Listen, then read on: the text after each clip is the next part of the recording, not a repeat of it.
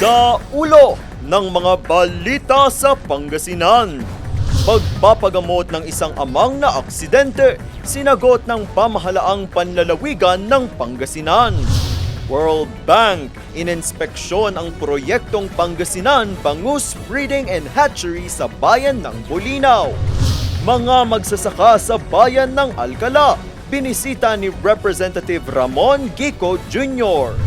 At recognition ceremony sa Binalonan, dinaluhan ni Mayor Ramon Gico IV. Unang ratsyada.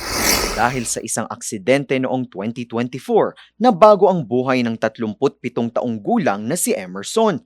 Mula noon, hirap na siya sa paglalakad at gumagamit na lamang ng saklay.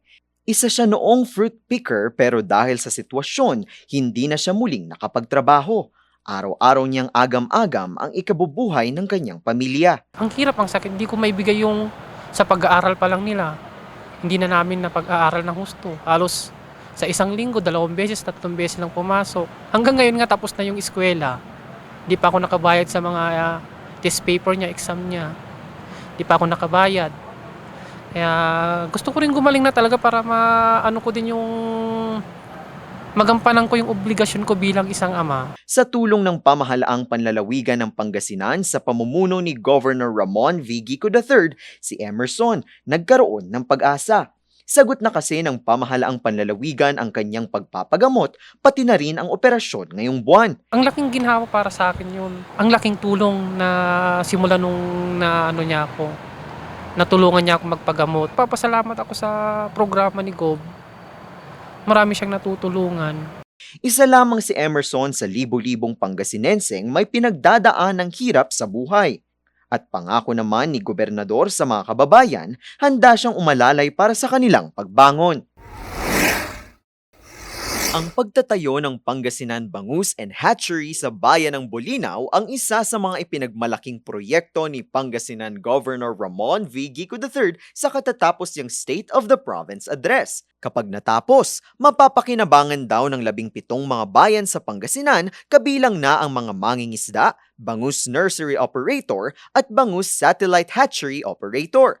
Mapalalakas din daw nito ang industriya ng produksyon ng bangus ng probinsya at masusolusyonan ang pangangailangan sa mga fingerlings.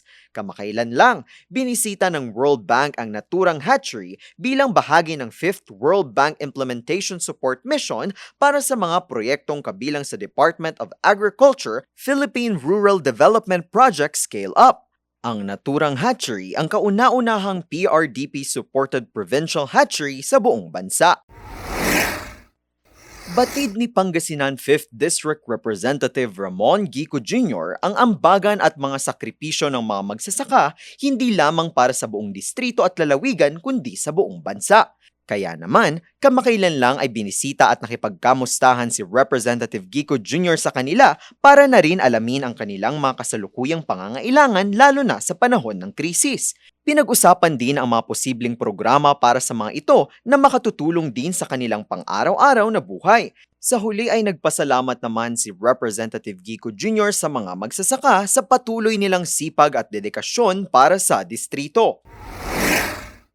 It's again the season to recognize the students for a successful year. Kamakailan lang nga ay ginanap ang recognition ceremony ng 1G Macaraag National High School sa bayan ng Binalonan. Panauhing pandangal dito sa Binalonan ay si Mayor Ramon Gico IV. Anya, inspirasyon daw na masaksihan ang tagumpay ng mga mag-aaral na bunga ng kanilang mga sipag, determinasyon at pagsusumikap sa nagdaan na school year. Nagpaabot naman siya ng pagbati sa lahat ng mag-aaral, ganon din sa kanilang mga magulang. Pinasalamatan at pinuri rin niya ang sakripisyo ng mga guro at ng pamunuan ng paaralan para sa kanilang tagumpay at muling paggabay sa mga mag-aaral.